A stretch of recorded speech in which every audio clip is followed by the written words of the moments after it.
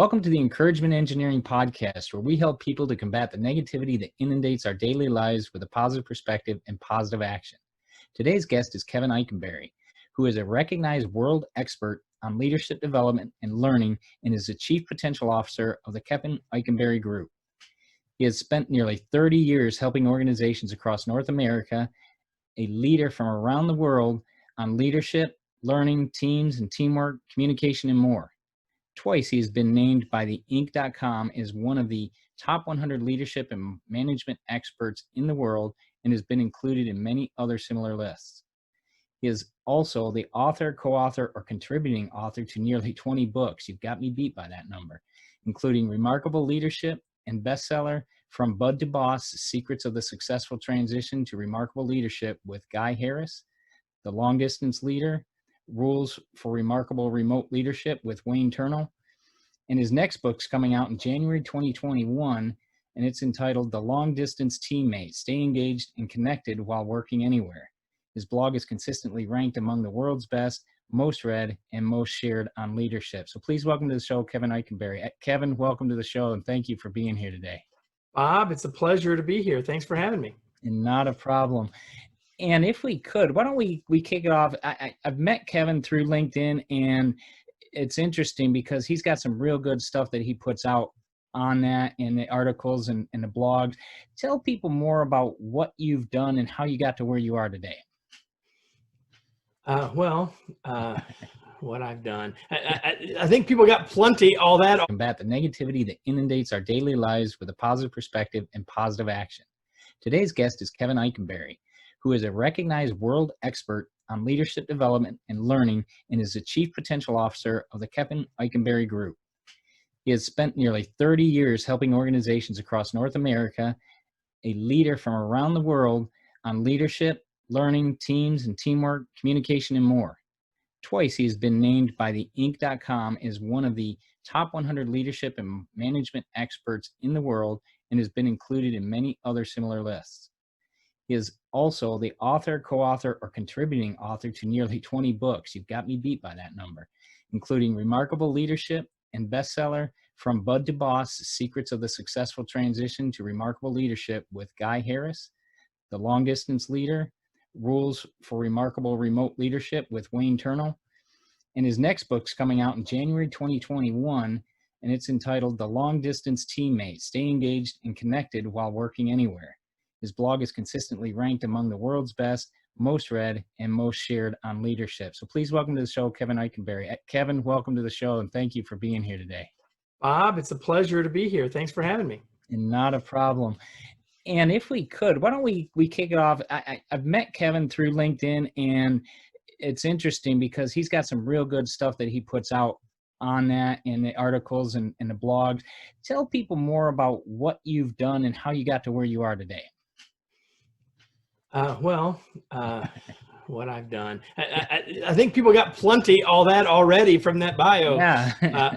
Bob. But listen, I am blessed to get up every morning and have the chance to do what I believe I was put in this earth to do, which is to help leaders make a bigger positive difference in the world around them. Because when a leader makes a difference, does something positive, it has a ripple effect for many other people, because as leaders, we have a big responsibility and a big opportunity, right? So I'm just blessed and fortunate to have the chance to do that every day and to have a team of folks that have come along with me to help do that. So we help leaders around the world be more effective, make a bigger difference, get better results. Okay. Yep. And was your upbringing guided you to that? I mean, did you was there anything you just learned to do that, or what was your influence in learning this? Yeah. So I grew up on a farm in Michigan. So I had the chance, Bob, to to work hard from a very young age, but I also had your the hands chance to dirty. a farm and a related business. So I had the chance to have leadership roles very early, and I was fortunate to have young parents just 20 years older than I. Wow. So I really had the chance to take a lot of leadership responsibility and to spend a lot of time with my dad. I was having a conversation with someone recently that, I would spend time with my dad, and we'd be visiting with other farmers or other business people. And from relatively young age, I was treated like an equal. So I really had the chance to learn from business people from a young age. And I think that played a part in it. I went to college, to Purdue University, the world's greatest university, to study agriculture. And I received an award there a number of years ago. And they said, so how did you go from studying agriculture to doing what you do now? And I said, well, I came to school to learn how to study systems. And now I work with people systems. And that's fundamentally what we do every day, is help leaders navigate and help leaders influence and help leaders lead to make a bigger difference for their teams. Well, and that's an interesting point too, because when I talk to a lot of groups, a lot of corporate audiences, it seems like they get focused on the numbers or the task. And what we've seen, or it seems like the people aspect is forgotten. Do you see that, or do you see it more where they balance that? I mean, good leaders, I would think they'd want to balance that and encourage that leadership opportunity, encourage the people, because it's people that are doing the work. What do you see? Well, so first of all, I think you're right. I mean, we introduced in the book, The Long Distance Leader, what we call the 3O model of leadership.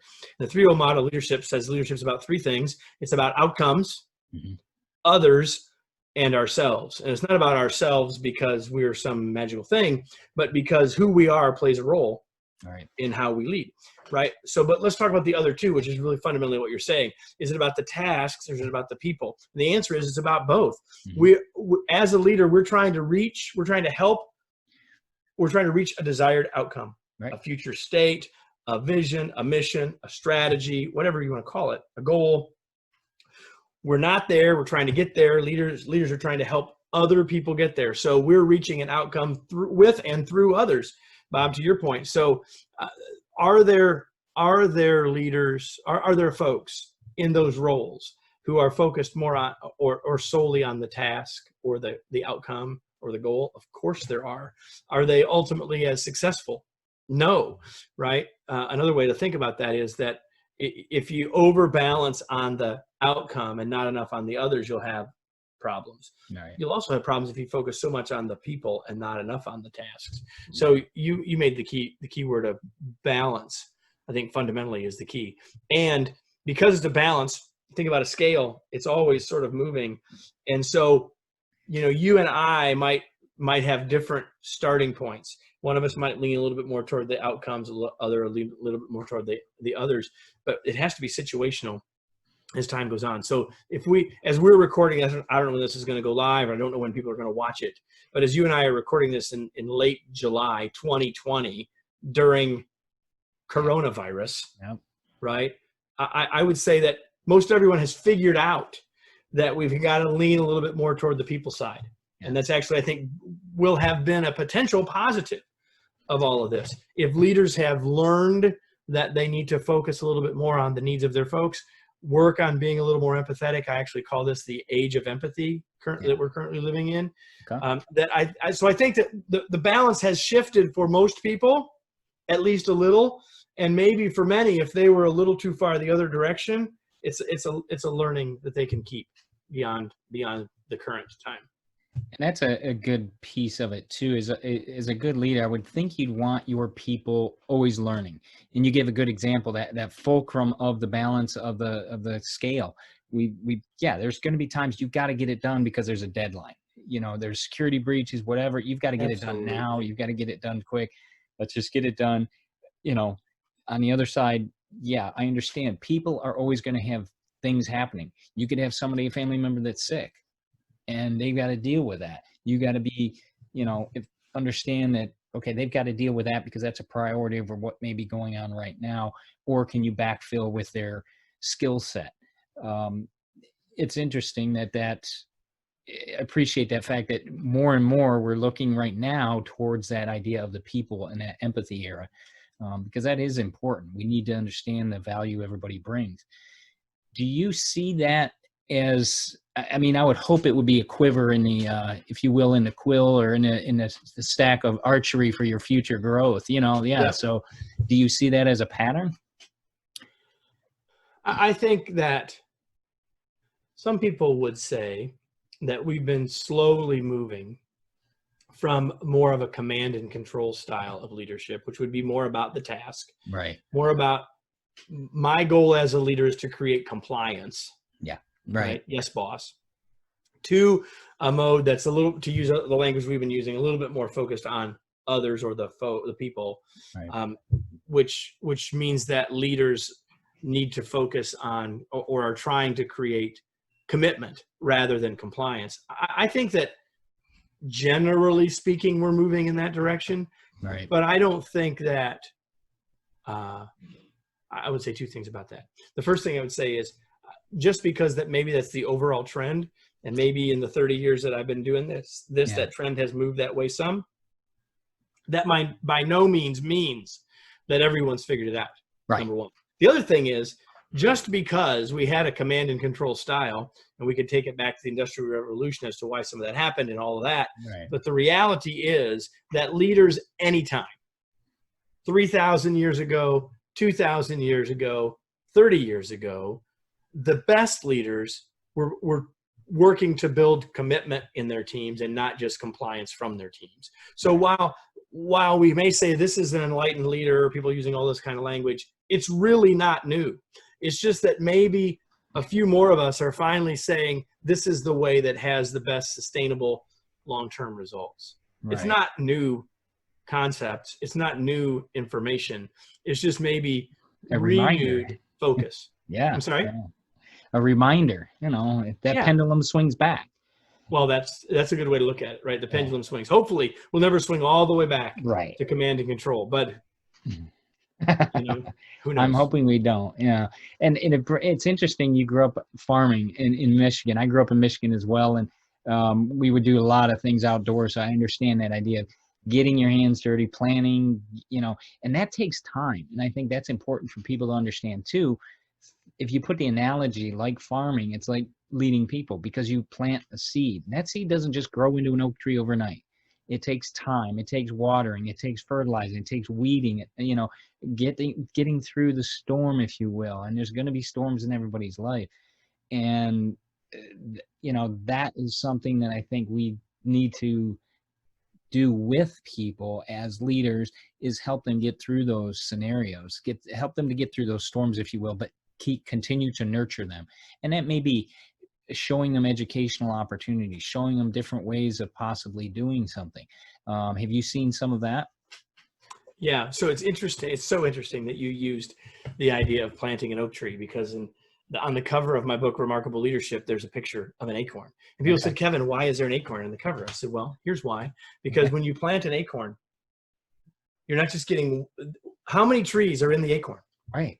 Innumerable. Yeah. Right. We don't know how many trees there could be inside that acorn. We're planting one, right, expecting a harvest. So we as leaders are investing in people and helping people grow and helping them move towards their potential. And what is the ripple effect of that? Well, it could be immeasurable in terms of the legacy that we leave, not from an ego perspective, but from the perspective of making a positive difference, not just for today or for the team and this year and this quarter and this year, but for the long term. And so maybe that's why the connection for me between farming and what I do today is so strong, because you don't plant one seed to get one plant.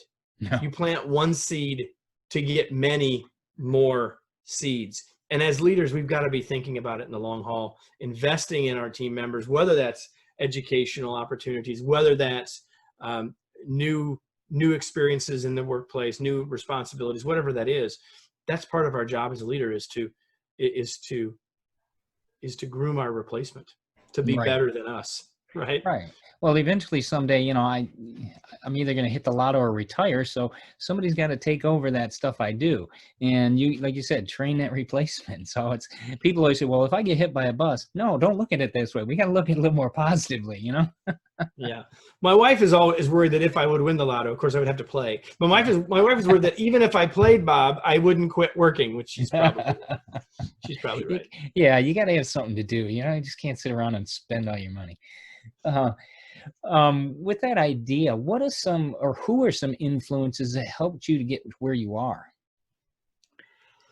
Well, it's a long list.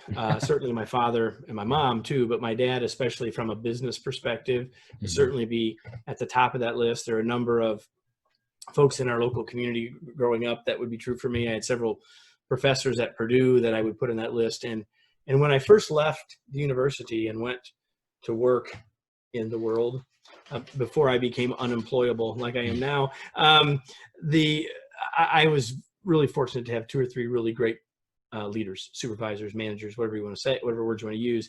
When I worked at Chevron, I worked in the Chevron Right. chemical company and then Chevron Corporation, and I had some great bosses there. So I was fortunate to have some mentors there that not only led by example, but led from a place of character and had a tremendous amount of belief in me. Right. And so even when I determined that the work that I was doing there wasn't my life's work, they were extraordinarily supportive. And the list now is long, but certainly would include, I think of pretty much everyone on my team as Right. being someone that's a part of my success network. I can't succeed without them, and I'm hopefully learning from them every day how to be a more effective leader. Right. Which I think, maybe sets me apart from some people that do this work, because I'm leading a team every single day. That's the part that really wasn't exactly in that long intro, Yeah. which is that, I'm leading a team every day. So if you're listening or watching us now, know that everything I'm talking about, hopefully, is based on reality and is based in practicality, because I'm doing it every day. Well, and that's a good point too, because obviously we don't want to have our heads in the cloud with your practicality, with that idea of leading others. You're giving back. Do you find that to be a quality that's in good leaders? That idea of being thankful, being appreciative, being, the gratitude effect, if you will? Well, let's just talk about gratitude for a second, Yeah. right? So I've done exercises with groups of leaders, as in keynotes and all sorts of things, where I say, think of the best leader that you know or that you can think of, and then give me a list of attributes. And gratitude doesn't always show up on that list, Mm-hmm. but being other focused does, focused on those that they're leading, so it's connected to that. But let's talk about gratitude just for a second, because I would say this, that being a leader, having the role of leader positionally, Right. can be very lonely. Oh yeah. Right? We don't necessarily have a bunch of people that we can kibitz with that can help us figure out everything. We can't always share all the information that we have. And so one of the ways that we can keep our own encouragement up, right, to engineer our own encouragement. How about that, Yep. Bob? There you go. One of the ways we can engineer our own encouragement is to be grateful, right? Yeah. And so whether that's keeping a journal and writing down 3 things every day, or whether that's just trying to make sure that every day you notice one thing. For several years in social media in November, because the month of Thanksgiving, I tried to take a picture every day with my phone of something I was grateful for and then post it. And it really wasn't about the posting. It was about trying to give me the discipline to say that I'm doing it. Now, I try to be grateful every day, and I think I do a pretty good job of it. But by forcing myself to see something and take a picture of it was a useful thing. So the idea of having a gratitude journal, or in your morning meditation, in your morning time, or whenever you're doing your planning, to make sure that you're including gratitude as a part of that, that will reduce your stress. That will make you clearer minded, and it will help you be more effective. And if you're more effective personally, you have the chance to be more effective as a leader.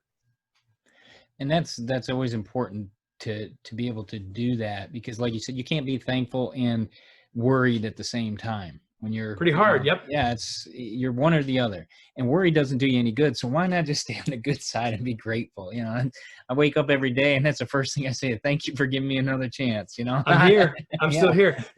Back to the whole coronavirus thing. So I made a decision, and I shared it with my team, and I've been sharing it with people ever since. In fact, I think of about the middle of March. I think it was the 14th of March when they started canceling college basketball, and I got sad. But so if you think about that following Monday was the 16th of March, and I think for most people, I think California locked down on the 13th. But if you think right about in there, the middle of March, and I made a decision, and I shared it with our team, that we were going to be positive and proactive.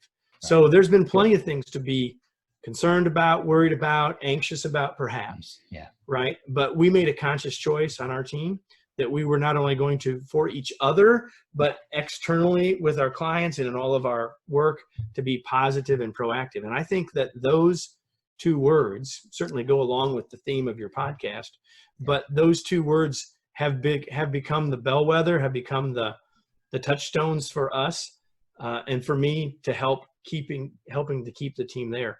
So the lesson, not just in those two words, positive and proactive. I think it needs to be a t-shirt. The lesson is by being clear with my team about that, and then as a way to help us all be accountable for that. And that's a great way to look at it, because you're helping them to do that, and then you're expanding that outward. I mean, yeah, your clients go, oh, run to you all worried. Well, wait a second. Let's be proactive and let's be positive and let's look at what we can do here. You can prepare, you can learn this podcast started. I do a daily 1-minute podcast on this, and then I added interviews because of the scenario that was going on. And somebody asked me, hey, I want to be on your podcast. Well, I wasn't thinking about having people, but I guess I will now.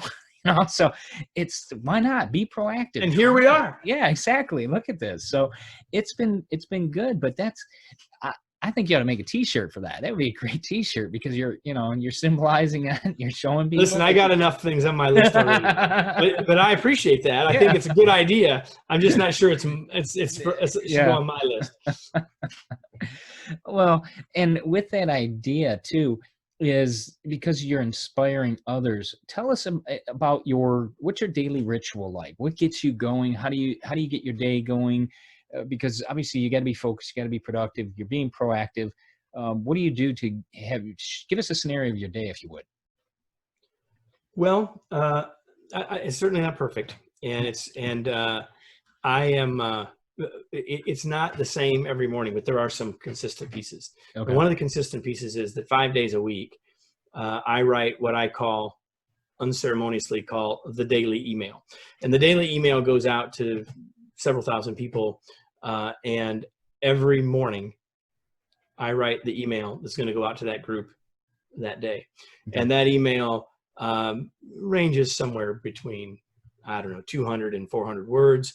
And it's meant to be positive and proactive. Ever since the virus started, it's at the bottom, it says #BeRemarkable, #forward_together. So, but the whole point of the email is to keep us thinking positively, right, moving forward, trying to give people practical application, perhaps telling a story, but something to give people something positive in their day and right, useful for their day. So what that does for me is that it keeps me outwardly focused right from the start. Now, before the pandemic, I oftentimes would have in my journal like a place where I would be like playing ahead what I might write about. Okay. In part because I was traveling a lot and all that sort of stuff. So I was always doing that. But since the pandemic started, it's very rare that I know what I'm going to write about until that morning. So wow, I wake up thinking about what is it that I can share with others today. And so it's become a part of my morning ritual. It's become a part of my morning meditation, if you will. Right. And I like what it does for me because it keeps me outwardly focused. Exactly. So that's one of the things that I do 5 days a week. Okay. Good. Because, and that's so important is, if you will, it's a piece of giving. You're giving to everybody, boom, right off the day. And you're grateful for getting up and look what you get to give, and that's how I look at it. Way to do it. You're doing a podcast every day and I'm doing this.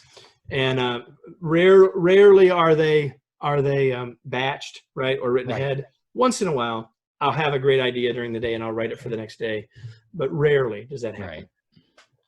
Well, that's good because it comes from the heart, and I think that's important. So good. That doesn't mean it's good, Bob. It just. By the way, if anyone wants to join it, you can just go to kevineikenberry.com/daily. And you can sign up for it. We'd be happy to have you join us. And we'll put that in the show notes. So I'm going to be signing up for that myself. Well, if we can, Kevin, where can people find more about you on the internet? Your website, social media? What are some of your? Well, we've been at this a long time. And so if you can spell my name, you can find us. So certainly the main company website is kevineikenberry.com, KevinEikenberry.com. There are websites for various parts of our business, like you can go to remarkableleadership.com, budtoboss.com, which is for new and frontline leaders. The remote leadership institute.com, which is all of our work for remote leadership and remote team members. Has that gotten busy? Lots of places that people can find us. We've got a YouTube channel. We've got LinkedIn channels. We've got all of that stuff. And I would just say the simplest way, quite honestly, Bob, would be for people to just follow me or connect with me on LinkedIn.